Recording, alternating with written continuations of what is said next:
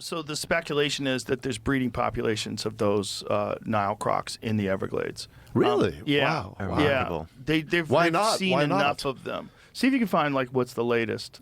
Breeding Nile crocodiles in the Everglades. They have a shoot-on-sight order for them. I mean, it makes sense. I always wondered why there were not anacondas. And in the making of this reptile documentary we're doing, the reason we've been told that there are not anacondas in the Everglades is that they didn't import anacondas in the way they did Burmese pythons. Burmese pythons, from what we understand, the python skin people in Thailand and Malaysia, they would collect the eggs and breed, have the babies and send thousands of baby Burmese pythons to the U.S.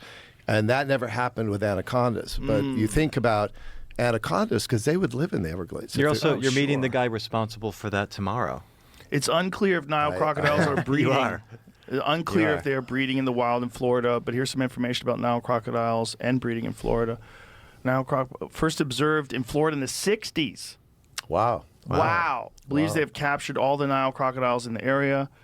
Nile crocodiles become established in Florida. They could threaten native species. Well, that's what pythons have done. Yeah. I mean, they might have to bring in the Nile crocs to kill the pythons. But what's interesting about that, in the 60s, alligators were endangered. For that yes. Well, I lived in Florida in the 70s. And when I lived in Florida, they were endangered. They were on the endangered species list. People used to feed them marshmallows. Oh, wow. Yeah, I lived in Gainesville, Florida. We used to go, and then when I was there, some lady got her dog snatched, and then everybody got kind of freaked out. Everybody in the town was like, whoa. Because they got way too comfortable with alligators. Because alligators, when they get used to people, they just lay around. So they would just sit on the banks, and we would go to the fucking park, like Lake Alice is where the lake is. We'd go to the park and hang out, and alligators would just be hanging out there. And I was a little kid. It was normal. It was normal to see alligators just sunning themselves, and they were endangered back then.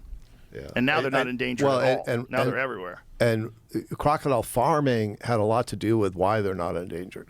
Really? From what I understand. Yeah, because what took pressure off of crocs just globally, and not so much alligators, but crocs in general, was when the farming happened, it took pressure off of hunting them, obviously, for skins, right? Right. And the farming of crocodiles has been a really... it's controversial, but it's really been a success story for wild crocodilians. But why is that? How does it affect alligators? Well, that's a good question. I think it was crocodile farming. You should ask. But I know croc farming in general has protected crocodilians across the board. I guess they used to hunt alligators also for skins, or am I wrong? Oh, yeah, for sure. They still do. Okay, so maybe they still breed them for skins and hunt them for skins, but now they have an overpopulation problem. So I was just curious to, how would... crocodile farming make that happen? I don't think that. I think it's probably just a natural reaction to the fact they weren't hunted anymore, and then they just blossomed, and it just took a few decades, and then you have enormous populations of them. Yeah, that may be true. I know croc farming has helped crocodilians across the board. Sure. That's for sure. Well, and storms patterns, right? Shifting, isn't that also true? American alligators were on the endangered species list. They were very rare in the 60s. Now they're incredibly common. Well, they were very rare because they were overhunted. They were overhunted.